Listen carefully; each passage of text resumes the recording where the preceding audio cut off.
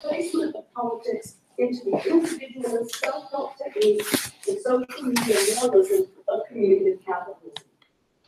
The underlying vision is of self-oriented individuals, politics as possession, transformation reduced to attitudinal change, and a fixed, naturalized sphere of privilege and oppression. Anchored in a view of identity as the primary vector of politics, the emphasis on allies displaces attention away from strategic, organizational, and tactical questions and onto prior attitudinal litmus tests, precluding from the start the collectivity necessary for revolutionary-led politics. Where the ally is hierarchical, specific, and acquiescent, the comrade is egalitarian, generic, and utopian. The egalitarian and generic dimension of comrade are what make it utopian, what give the term the capacity to cut through the determinations of the everyday, which is another way of saying capitalist social relation. Now, my claim regarding, now I'm going into the second part right now, the comrade part. So my claim regarding the egalitarian, generic, and utopian dimension of the comrade comes from Alexandra Kollontai and Maxine Gorky. In her writings on prostitution, sex, and the family, from the early years of the Bolshevik Revolution, Kollontai presents comradeship and solidarity as sensibilities necessary for building a communist society. She associates comradeship with the feeling of belongingness, a relation among free and equal communist workers. Quote, in place of the individual and egoistic family, a great universal family of workers will develop, in which all the workers, men and women, will above all be comrades. Comrade points to a mode of belonging opposed to the isolation, hierarchy, and oppression of bourgeois forms of relation, particularly the Kollontai those of the family under capitalism. It's a mode characterized by equality, solidarity, and respect. Collectivity replaces egoism and self-assertion.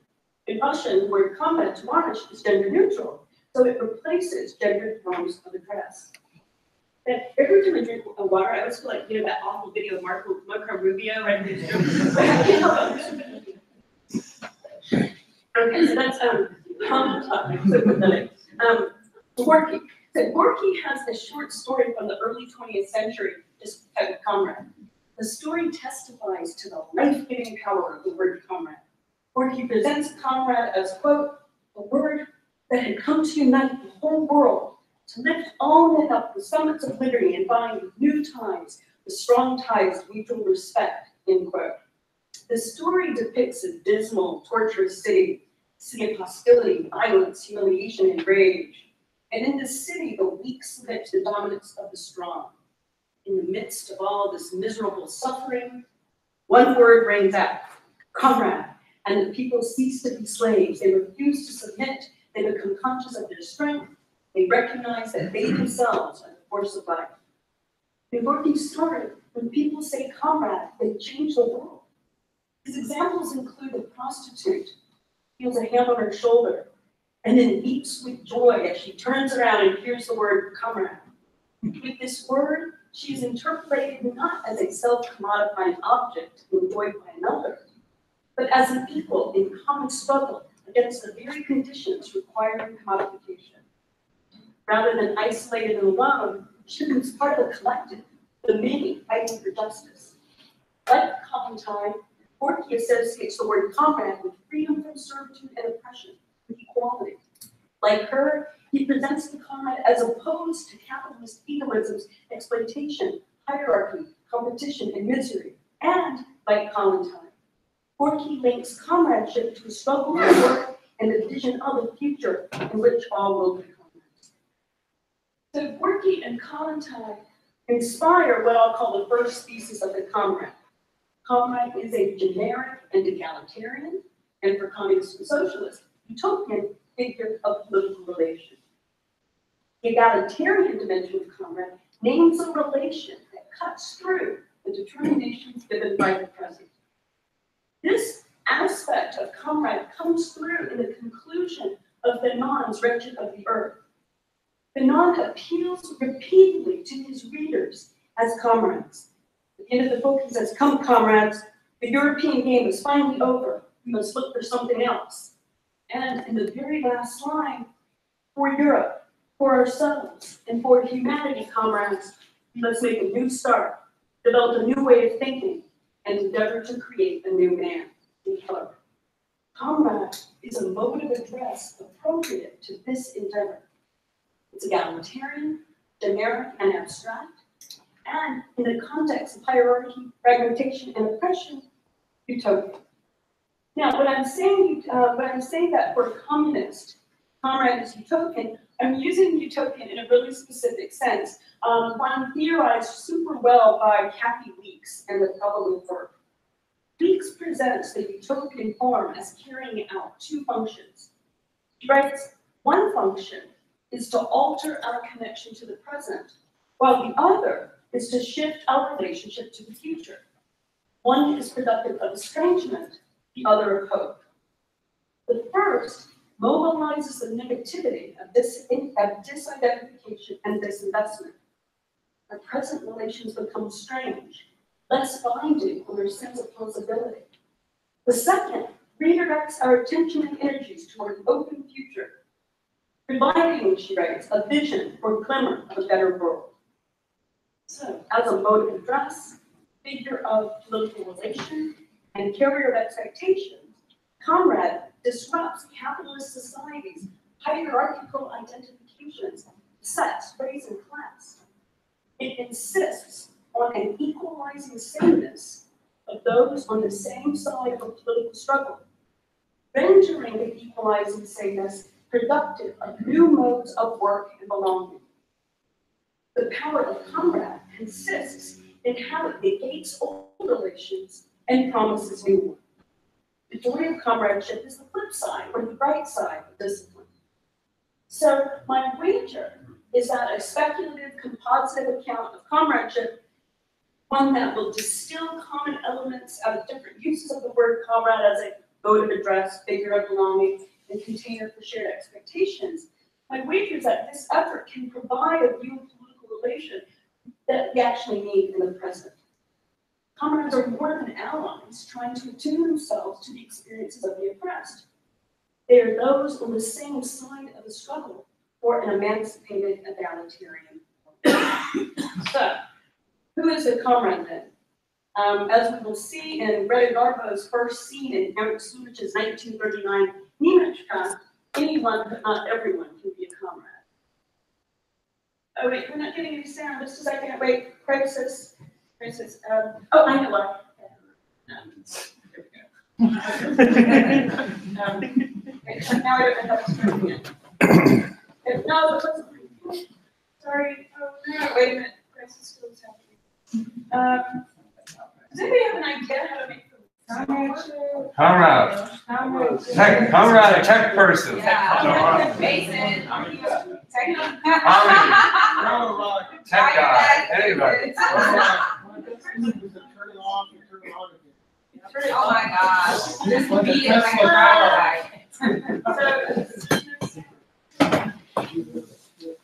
If you do like a screen, then that's like.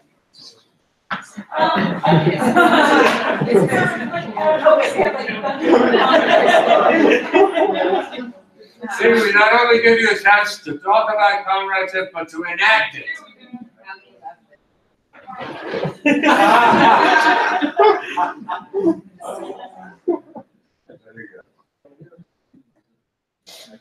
I've got a audio, yeah. So what's your? Oh, wait a minute, here, just look at this. Oh, you might. Hey, that blue note.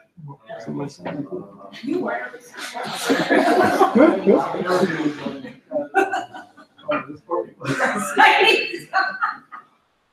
Sorry, y'all. I don't think it's back there.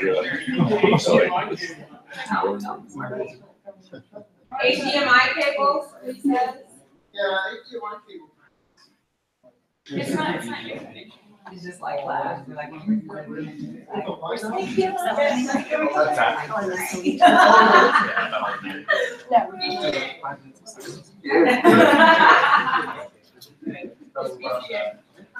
right, I think I'm just gonna have to tell this story.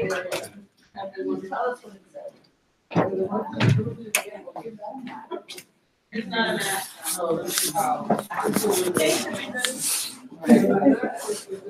What else is it?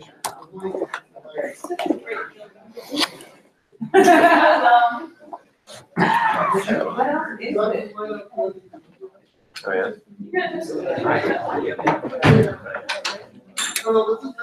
No ideas from the room up there? No, that's a big thing too. Yeah, I went to school here. I did a lot of sneaking into this thing.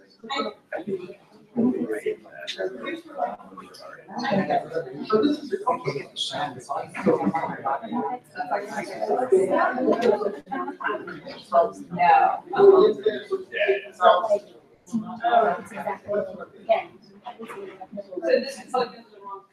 yeah, so this is an outcome. Okay, so Yeah, that sounded promising. It sounded promising. Yeah, I heard that one. there's Oh. in the cabinet.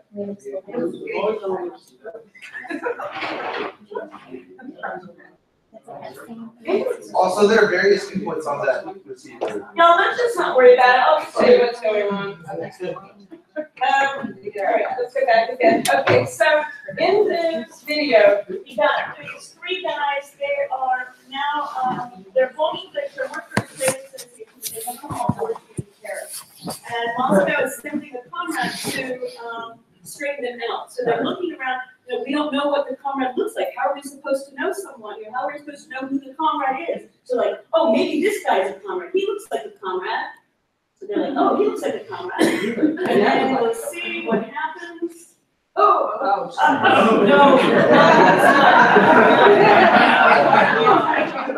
So like, what are we gonna do? And we don't know. Oh, no, how are we gonna know? So looking around. And then we're gonna have, yes, of course, Greta Garbo. Like, could that be her? Oh my, and then she's like, no, I mean, what is it, something Yakubova. What? No, how nice for Moscow to send us a lady comrade. If we had known, we would have brought you flowers. They all say, comrade. And, then now that's when you say, oh, we would have brought you flowers. And she's like, don't make an issue of my womanhood. We're here for work, all of us. So let's see, now they're about to go to work. Now here comes the porter. And he's like, let me take your bag. And she's like, why? And he's like, well, you know, it's my job. And she's like, that's not a job, it's social injustice. And he and then his last line is like, well, it depends on the tip. So there we go. All right, so that means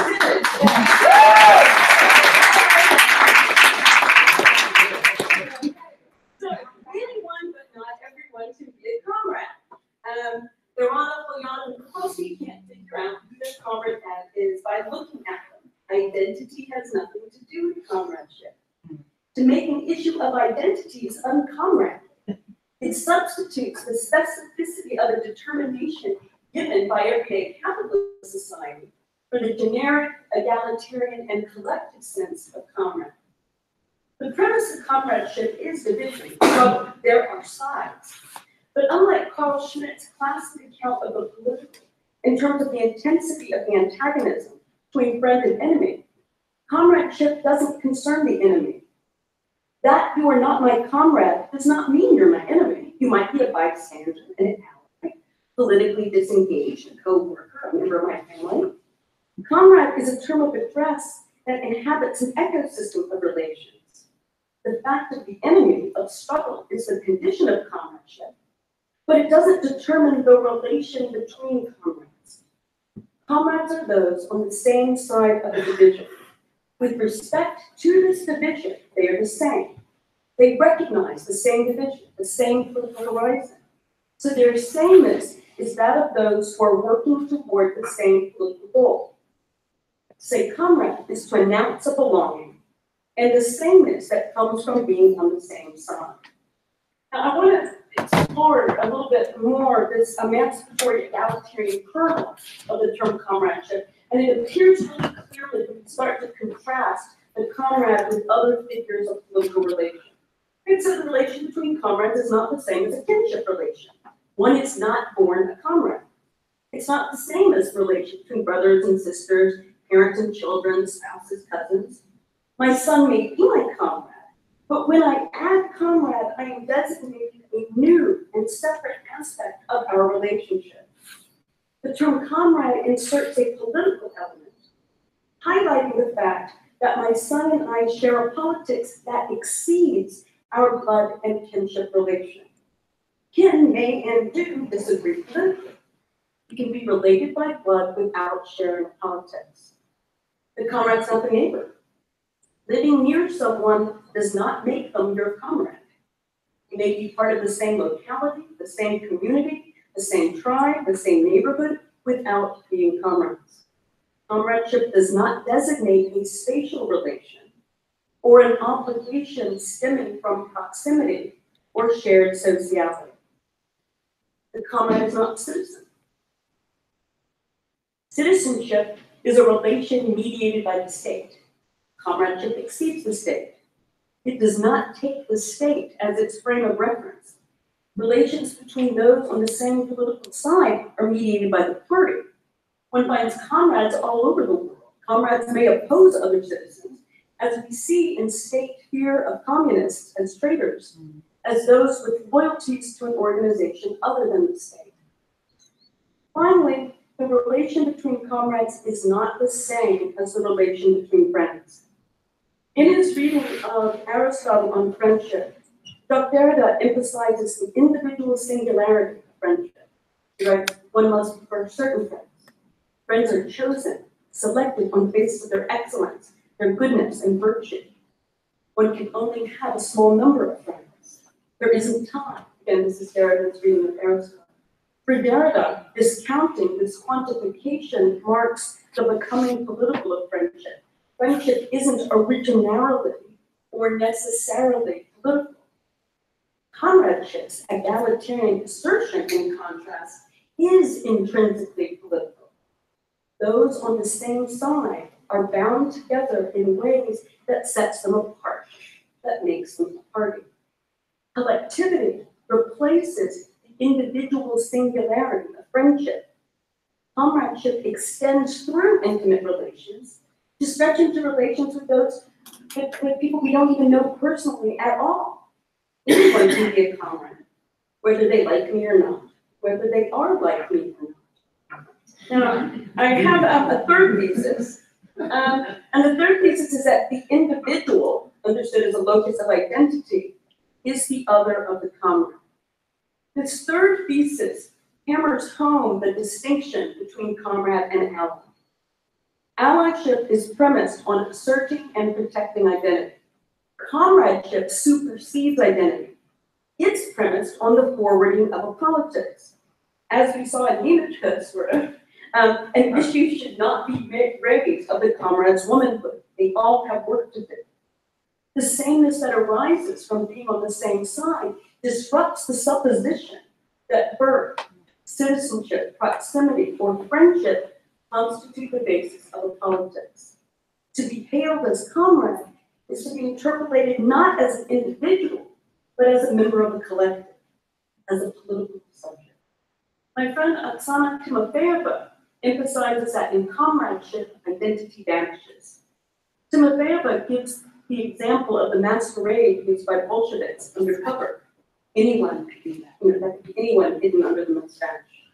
The historian Evan Schrecker provides a further example, a statement from General Herbert Grinnell, who was the Attorney General under Eisenhower.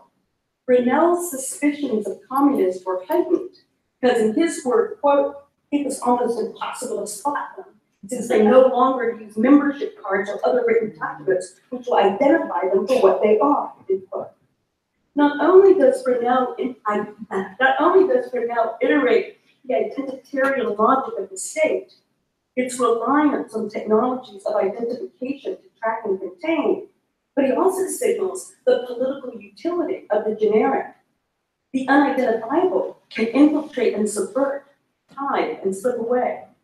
The comrade undermines the state's ability to identify friends and enemies. Schrecker quotes Herbert Philbrick, who was an undercover informer. Philbrick writes, or says, anyone can be a communist. Anyone can suddenly appear as a Communist Party member, close friend, brother, employee, or even employer, leading citizen, as a public servant, end quote. In all of Philbrick's examples, it's the generic comrade who appears, carried by an individual person, yes, but the one who appears could be one of many, could be anyone. For anti-communists, the instrumentalism of comrade relations appears horrifying. Combined with the machinic impersonality and fungibility of comrades, the fact that relations between comrades are produced for an exterior purpose, that they are means rather than ends in themselves, seems morally objectionable. This objection fails to acknowledge the specificity of comradeship as a political relation, as being on the same side of the struggle. It omits the way political work focuses on ends beyond the individual, and so necessarily requires collective coordination. It presumes, and this criticism presumes, a totalizing politics that subsumes all relations, rather than recognizing an abstract politics liberated or alienated from specific social relations. And it contracts and contains the space of meaning into self-relations, as if the abstracted generic relations among those faithful to a political truth could only be the result of manipulation. We have to reject the bourgeois fantasy that intimacy depends on personal disclosure, individual experience, or the way the singular person feels about people and events. There are other intimacies of common work and shared purpose, making the banners, planning the action, knocking on doors, handing out flyers, carrying the flags. Now, in the interest of time, I'm just going to give a very quick remark about the four pieces on comradeship with regards to the discipline of comradeship. And this disciplining dimensions, disciplinarity, follows from the first three theses. The expectations that comrades have of themselves and each other constrain individual action and generate collective capacity. I think of these as disciplines of desire that produce the practical optimism necessary for revolutionary political work. George Orwell, in Homage to Catalonia, says that, quote, revolutionary discipline depends on political consciousness, on an understanding of why orders must be obeyed. Discipline is voluntary. Comrades choose it. The explanation for a given task, the generation of a shared understanding of its importance, is one of the ways that equality replaces hierarchy. If we're on the same side, if we share the same goals, we have to coordinate our actions to realize these goals. We teach each other and discipline ourselves because that's what political action requires. Now, I'm going to go into the third section, the last section. I'm just going too fast. Now, once or twice I've given versions of this talk, like the first part, now not this last part too, it's responding to criticisms I've gotten. I get a question which is the comrade really white? Or is the comrade also male? I'm not going to address the male part, maybe come up in the Q&A. And at first I started thinking that this was a completely bizarre question, right? That it proceeded as if Black people and people of color have never been comrades. The question seems to omit histories and presence of struggle, like China, Korea, Cuba, Vietnam, Algeria, Angola, Palestine, South Africa, Afghanistan, Iran, Philippines, to mention just a few places. It seems like the question of like, wait a minute, is the comrade white? It completely neglects the anti-colonial and international dimension of the struggle for Black liberation. Now, over the past decades, there has been a huge and important body of work here. And so I'm just going to mention a few names: Carol Boyce Davies, Barbara Foley, Yasuhiro Katagiri, Robin B.G. Kelly, Minka Makalani, Eric McDuffie, Mark Nason, Mark Sullivan, Mary Helen Washington, to mention just a few people. There's also memoirs Again, very partial list, Andrew Davis, Harry Haywood, Jose Hudson. There's document compilations, a new book from Paul Heidemann that's really helpful. But yet racism and anti-communism work to expel this body of knowledge, to prevent it from registering in its truth and complexity. Racism and anti-communism both operate with caricatures of race and communism, as if they were unities rather than complex, heterogeneous, and changing multiplicity. So, but I still want to push further and take the criticism seriously, right? So, this criticism like, oh, maybe the Comrades really like. And I think we can break it down into two suspicions. First, that Black people are not or cannot be comrades with each other. Second, that Blacks are not or cannot be comrades with whites. The first suspicion implies that the politics of those ascribed to the same racial category is determined by that category.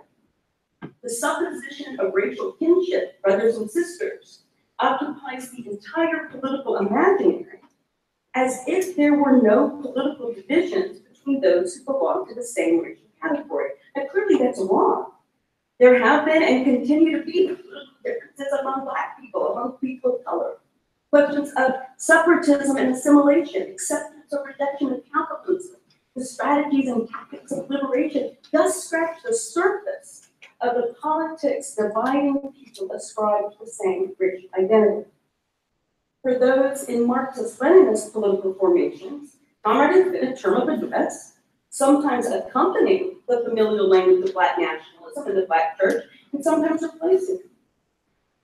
The second suspicion is that Blacks cannot be comrades with whites, that comradeship is a ruse, a trick, a dirty game that subordinates Black interests to white interests.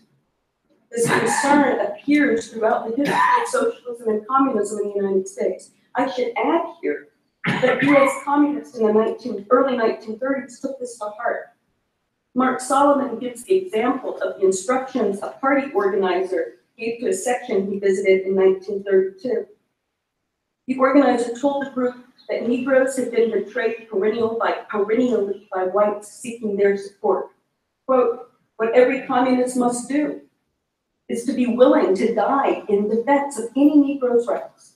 And it doesn't have to be anything flamboyant or very important. Any insult, and there are plenty, directed by a white person against a Negro is reason enough for a communist to react, slap it to her face, hit hard, and if you be killed, that's all right too. Because without the Negro people, we are only treading water as far as making the revolution in the US, end quote.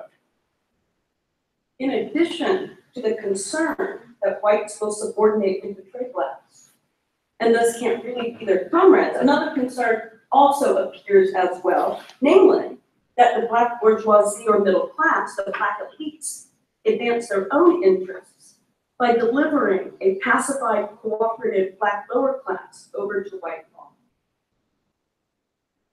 Now, if we look specifically at CPUSA, right, I'm really thinking about the early 30s.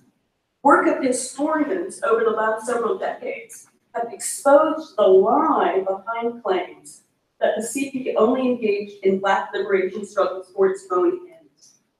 Robin B.G. Kelly, Mark Nason, Mark Solomon, and others present a view of Blacks and communism that rejects the scene of manipulation, disillusionment, and betrayal, in quote that's from Nason, that animates the writing of Richard Wright, Ralph Ellison, and Harold Cruz.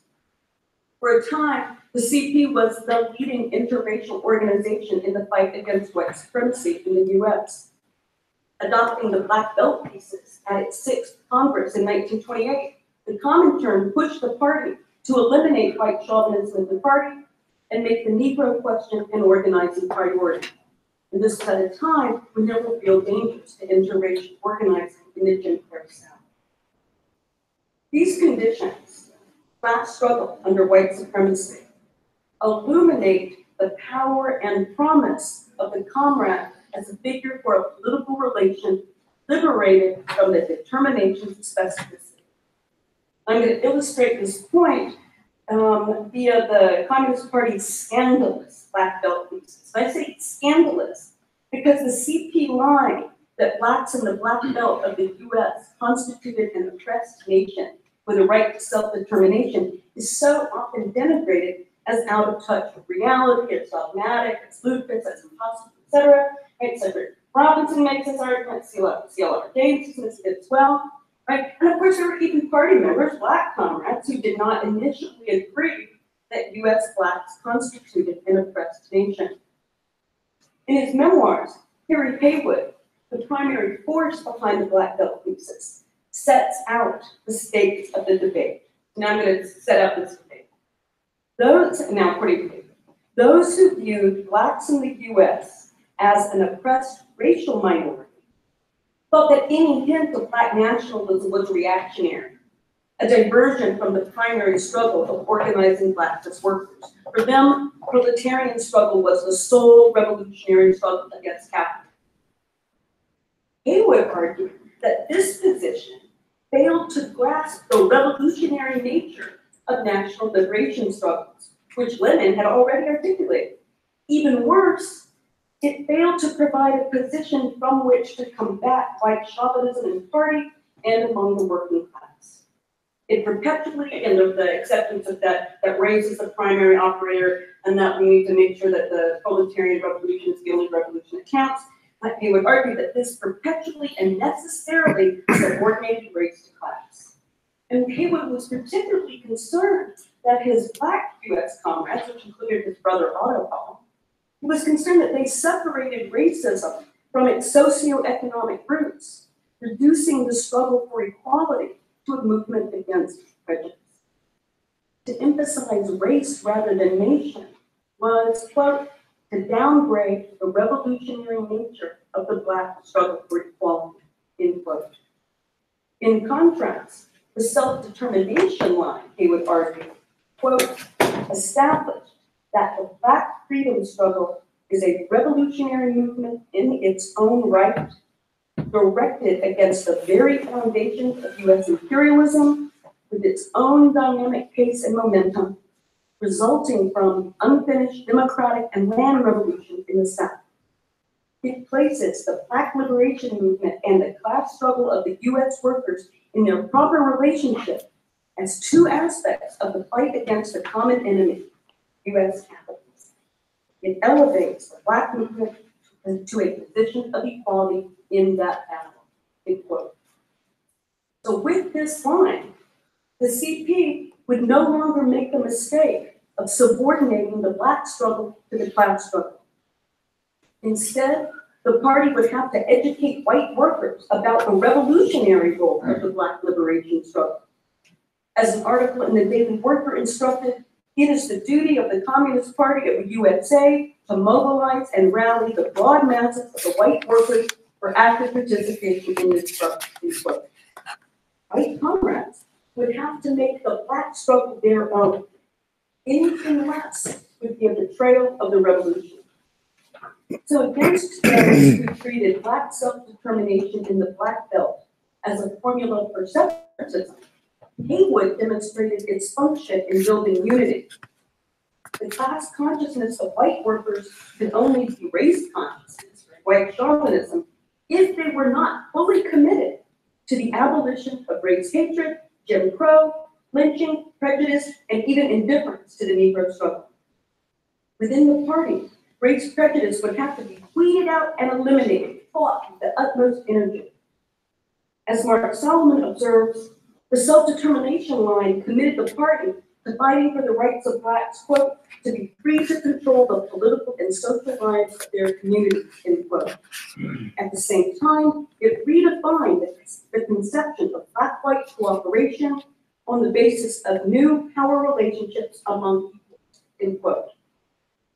Comrades had to see themselves from a new perspective, not simply that of equals on the same side of the class struggle, but as equals on the same side of the Black national liberation struggle.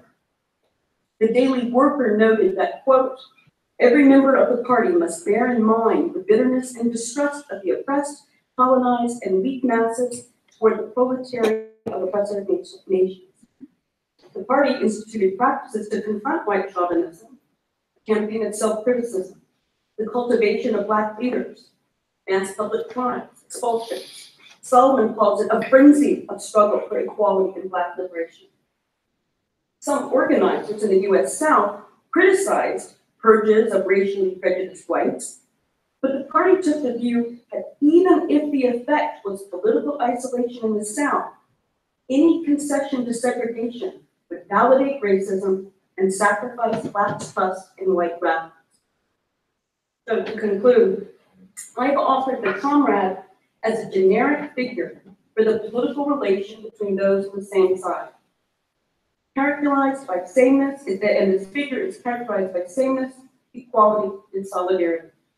What does this mean under conditions of racial capitalism, of a capitalism anchored in white supremacy? It means the active confrontation with and rejection of these conditions in a recomposition of equality and solidarity.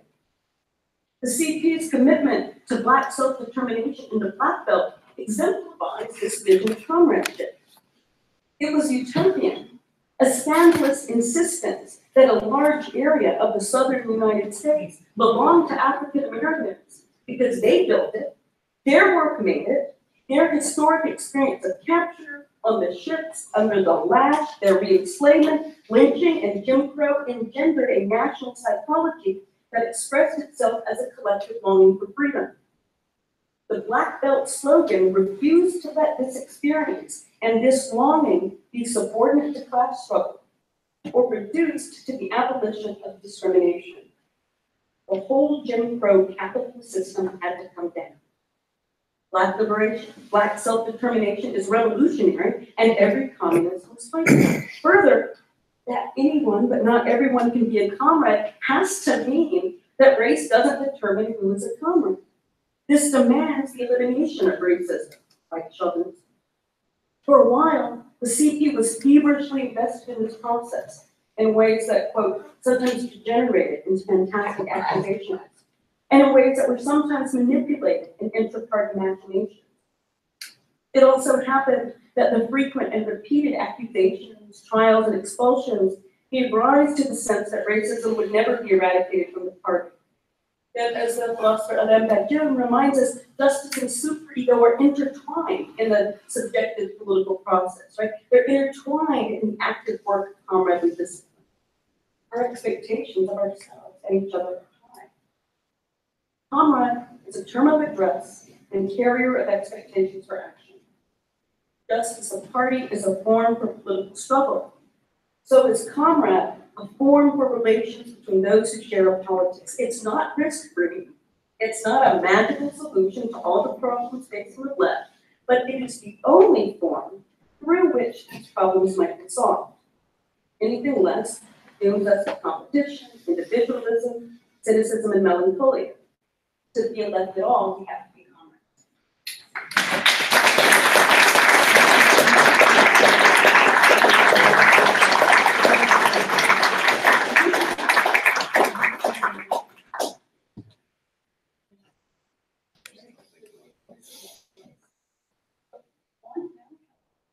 You can tell I'm a master of dictation. Okay. So you want to talk? So does anybody have any questions? Questions, comments? Comrade Teresa. No, I was Facebooking your talk. No, I appreciate very much your critique of allyship in favor of comradeship.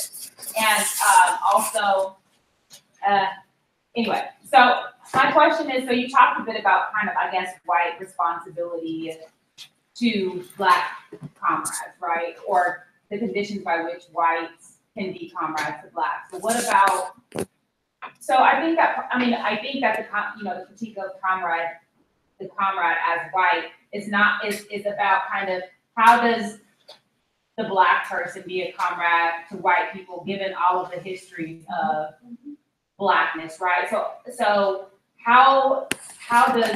what is the responsibility, the ethical or the comrade, the responsibility of the person's racialized as Black to be a comrade?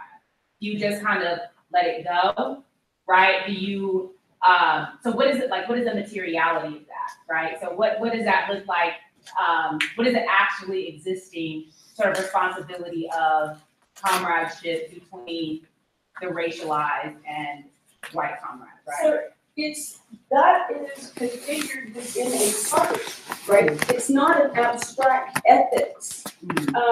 Absent a commitment to the common shared topics, absent being on the same side, there's not one. Right? I'm not making some kind of big ethical thing. I'm talking about within, essentially within a party. I'm a little okay with fellow travelers as part of the formation, but it's not going to be abstract in that same way. Well, because part of, so like Claudia Jones, right? So part of her critique of the Communist Party was also like the social relations, the day-to-day relations, right? And the prevalence of interracial relationships in the Communist Party that was predominantly like Black men and white women, and the ways in which there's the social gatherings in Communist Party was alienating for primarily Black, like women comrades. So in that situation, like that's not abstract, that's a real issue on the same side. So how does one? Okay, so what's super interesting about that example is what Claudia Jones does is appeal to comradeship as a way to criticize the social actions of those within the party, right? It's not like she's saying that outside of the party. She's saying that within the party, that you essentially white women who are not being mindful of their Black women comrades, and Black men who are not being mindful, and white men who are not being mindful, you guys aren't treating the Black women as comrades, right? You guys are not acting in a way that is solidary or equal or even generic. In fact, you're showing forms of chauvinism. So they had a set of norms and boundaries that they could appeal to that were encapsulated within comradeship. Right? That's how come she can make the argument, is because she's in the party and she can appeal to their common understanding of what it is to be a comrade. That will change. It's not going to be the same in every party all the time, and it's not always the same in the Communist Party. You know, in the latter part of the 30s, they got rid of the Black Belt line. It's away from it. It became a little bit too accommodating with Right, okay. So help me understand what role the party is playing in understanding like why we should address each other as comrades. If you look at it like within or arguably to the left of maybe like more liberal social justice types, those criticisms of allyship, so the people that say we should be accomplices or something, it sounds at least in part like what you're going for, right? So we should, we shouldn't be allies because we should see ourselves as opposed to the same thing, so on and so forth. That's more or less how the argument goes. So how does, is it the party thing that's the difference between what you're saying and that, or is it? Right, so I'm not saying that everything is great. We all just leave the room calling for the comrade, right? That's nothing. Right. Right. I mean, that's not. That's why I emphasize this three parts. There's three aspects of it. It's a term of address. Oh, right now my Facebook. That's not because they have. Like all my like.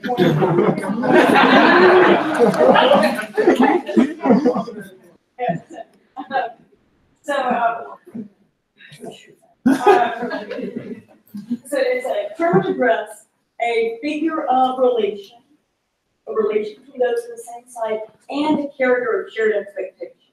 And one of the huge problems with all of this sort of general thing, oh, we're going to say allies, where it comes, blah, blah, blah. Nobody knows who the hell they're talking to. They're talking to this mass, disparate bunch of whatever in social media with no shared expectation. So that's another reason. So that it's the three things together that I think we need to be mindful of, and actually, it's supposed to be an argument to make people return to the party.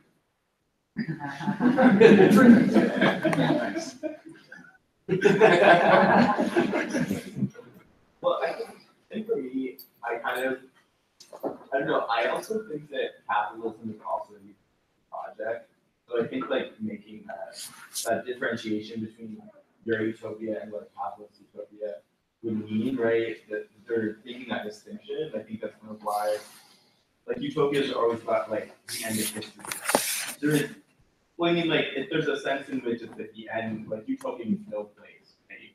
And that's why I'm really specific in using Kathy Weeks' understanding of utopia. She develops it in a lot of detail with the problem of work.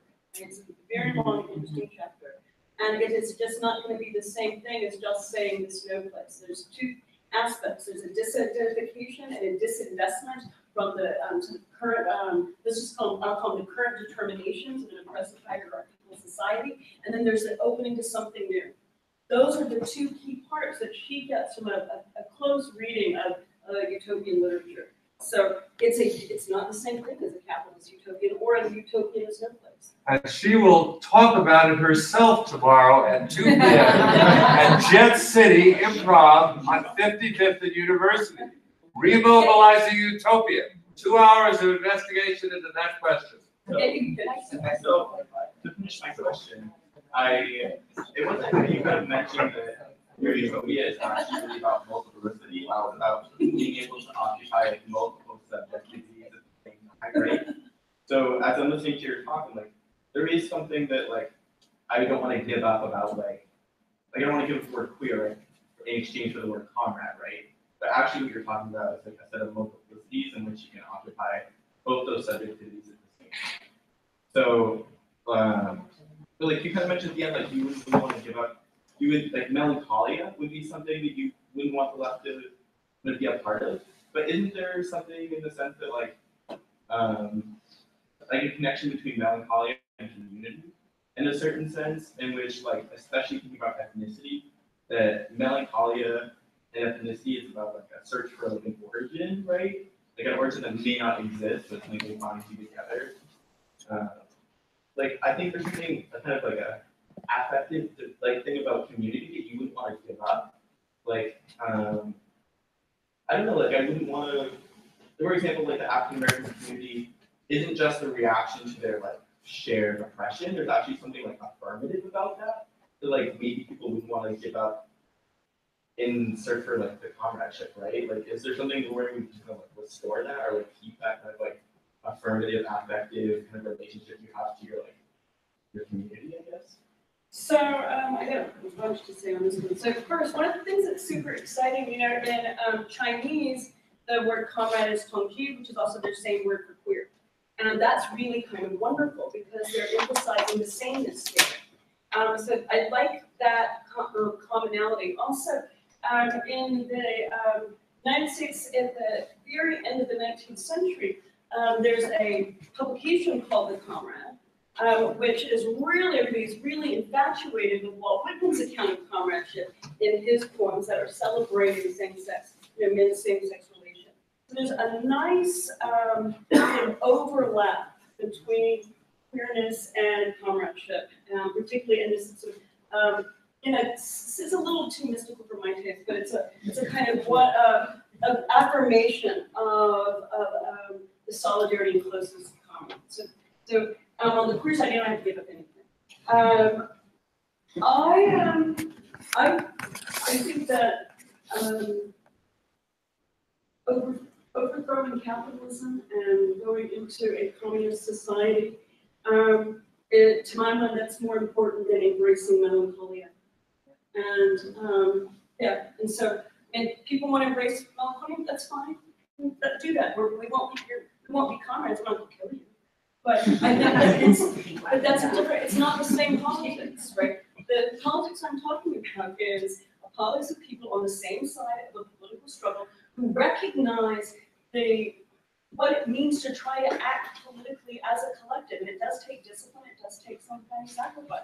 It's not the same politics for everyone. That's why revolutionary parties tend to be relatively small.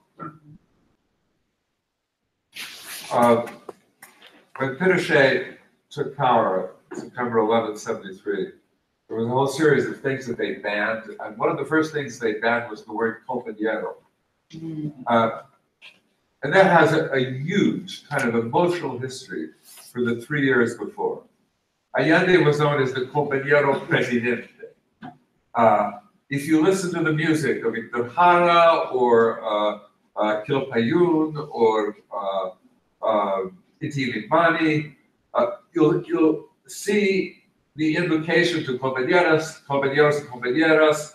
It's almost part of the music and the air one breathed in Chile for those 3 years, of which I was there for the last month. But it was still alive even then on trains with people who got together. And it's really it had an effective component. What's interesting now is this went beyond a party because it was supposedly a unity of parties, several parties. Now, whatever its political success, it still lingers in the air after Chile was subjected to this kind of radical surgery into atomized individuals, which even involved bringing Opus Dei down to run all the educational schools there. And, you know, all that one has left of that age are, you know, when people get together and say, compañero Allende, and everybody says, presente. But it's almost the whole experience has stuck to those words, compañero and compañera. And when I hear them, you know, it definitely makes me melt for a moment, a little wet, you know. And so what I would then add is, interestingly enough, it's not a gender neutral word like comrade. Yeah. It was divided into compañero y compañera. And in some languages, let's say in German, there's Genosse and Genossinnen. I don't think I get my tongue. Genossinnen. Oh, I was right. Yeah. So it's not in not every language is it gender neutral, but in the Russian, it's particularly the gender neutral aspect of it is particularly powerful. And Kollontai mobilizes that really effectively as she's trying to break down and go against the bourgeois colonial relations. So yeah, it's not the endings of the term do change depending on some languages. Yeah, for sure. On the affective part is really strong. And it's strong in a bunch of different. You can find examples of people talking about being called comrade and how meaningful it is for them. I was giving a version of this talk a few weeks ago, and a woman from Pakistan came up and she's like, I remember the first time I walked into a party meeting and they greeted me as comrade. She's like, so the feeling of warmth that enveloped me was so strong and great.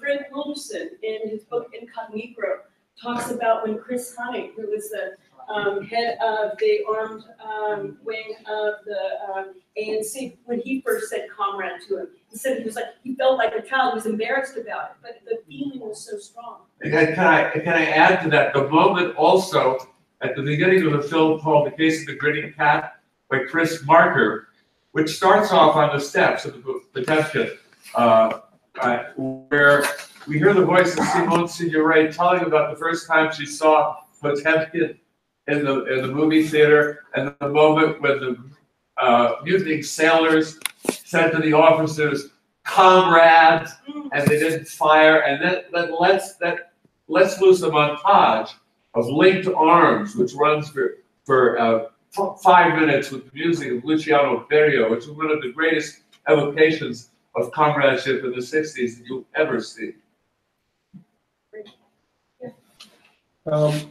So I have two questions. One is about the identity that you mentioned so many times. So I was wondering what is your definition of identity in this case, especially in relation to citizenship? Because when you had the slide about the comrade in terms of kin and the neighbor, it seems like the idea of citizenship, you're looking at it through this identitarian lens, which to me is problematic because I see myself, my citizenship status was alien, so now I'm not alien. So I hope to be comrade one day, but after this presentation, I actually have to question myself about my comradeship or my relationship to the left as a whole, because if that's the case, I would like to step back a little bit. Like as Hannah Arendt says, sometimes revolution is just not basically overthrowing the power, but changing the power from one mode to the another mode. And for the people who are already suppressed, they will be at the same place. So I think it has this homogenizing quality in terms of, for me, as a person who identifies with the left, I would like to step back a little bit based on this. So yeah, there's definitely a homogenizing quality, right? I'm emphasizing that the homogenizing quality comes from those who are on the same side. So you're the same with respect to the popular politics, right? And that's the measure of the sameness, right? With respect to citizenship, when I was talking about citizenship and this identitarian logic, it has to do with the way the state wants people to have particular identities, that it lets it locate you and track you. You have your passport, you have and all of the ways that your passport would identify you as by your gender, your eye color, your age, your height, your weight. Right? It's a very specific kind of attaching of citizenship to a specific identity that I think part of the thing was one of the reasons that I'm rejecting. I'm emphasizing the separateness of comradeship from citizenship. As a political theorist, I also am. I think that Hannah Arendt is a terrible mistake for the left. That people never should have gone in the direction she set off, and that citizenship ties our political imaginary to inclusion within a repressive state form, and I think we should be against that. How do you identify yourself? Pardon? How do you identify yourself? As a communist? Yeah, I just wanted to say something that has related to some of the questions that have come. It seems to me that, and thanks for very it seems to me that perhaps, and I think this will accord with what you're saying, I think that the ability to call one another comrade is a result of a process. It's a result of a long process in which you've actually managed to create an articulated common project in which everybody feels a part, in which the specificity of different people's situation, whether it be of class or gender or race, has been accounted for rather than ignored, and therefore has created genuine inclusivity that allows people from different standings in society to call each other comrades without any problem, genuinely meaning it. So it will be a result of a process. It's not something you can start off with.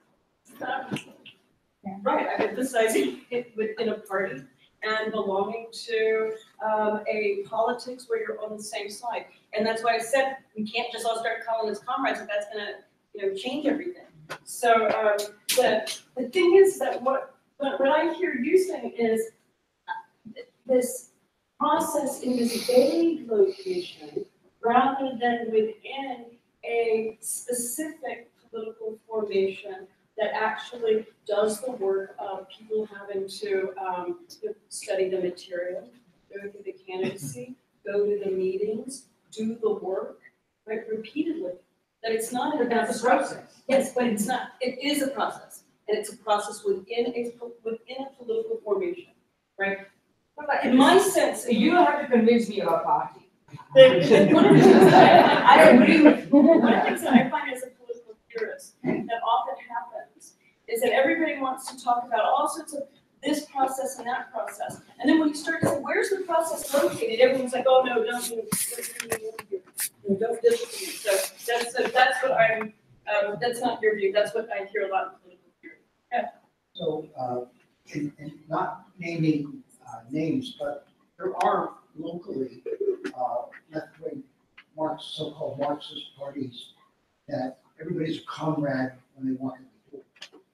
And there's a little bit of an artificiality to that experience. It's kind of like, I don't know, it doesn't have the content of it. But I have to thesis 3. The thesis 3, I recall, had to do with the unity between individuality and community. I like this. But anyway, there's an issue there for me that I think needs to be elaborated. There's a sense in which the individual in communism, I believe, has the potential to be fully actualized or developed. Even though that individual is part of a collective, individuality cannot be developed in capitalism. You can stunt it, not totally outright.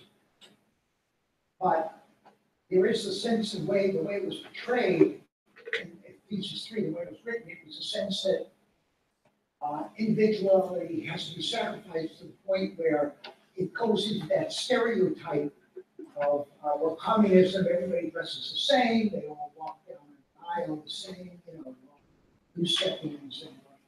So I'm sure you don't mean it, but the question becomes, how do you develop or elaborate on the question of the relationship between individuals?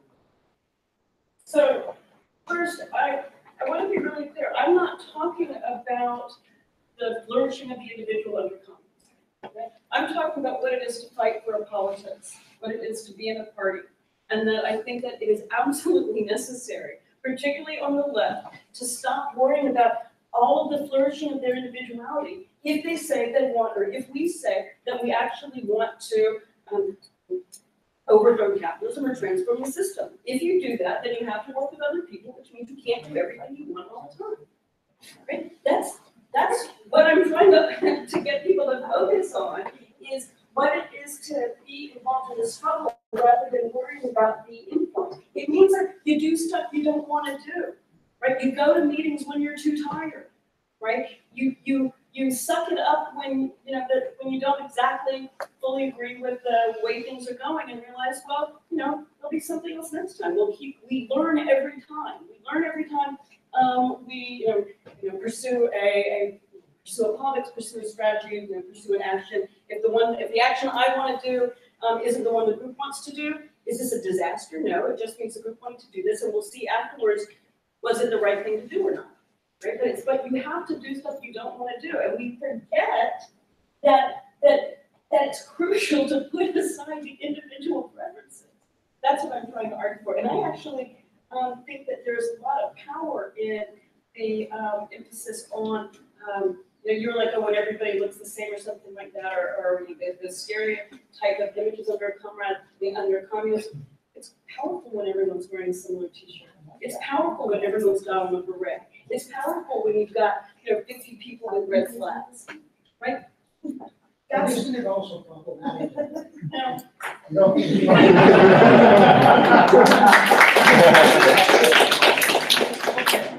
I'm not. The concept that everybody wears the same T-shirt and has the same beret on and is marching in the same direction is good in a way. The overthrow of capitalism. But it's also good in a way for developing Marines. So I'm not sure that's the same. This is class war. I mean, it's fine. So yes, we do need to act sort of like a military. I mean, just being frank, if we're really serious about overthrowing capitalism, they're not going to let us take it just, without a fight. So we kind of do need to. I think that's why I think comrade is what soldiers call each other in war, and that's. I mean, my idea of comrade was that it was that we are in this common class war, and we have a common enemy. It's interesting. So comrade in arms is one of the formations of the term comrade. It's not the only place where it comes from, but it is an important one. That's one of the reasons that in German they prefer Genosse and use Kamerad for the military connotation. Italian, for the most part as well, but not always. Right? It's not quite as strong, but with the military connotation sort of pushes it into a sort of fascist direction. That's impossible. Yeah, but the interesting thing is even the German Social Democratic Party in the early years said Genossen as a separate, right? As a way to have a separate terminology from the one that was going to be completely sort of semi-militarized. For Tavarish in Russian, right? Oh, I was just wondering, do you know, did the KPD use Kamerad? Yeah. No, KPD used Genossen. Oh, yeah. Yeah. Wait, there's something else. Oh, there's an interesting debate that happened in Russian, like in the early 90s after the defeat of the Soviet Union, over the etymology of Tavares. And it was like, it's totally politicized. These etymologies were like fighting with each other. So the kind of cynical capitalist ones are like, oh, Tavares comes from the word tavar, which is a good made for sale or commodity.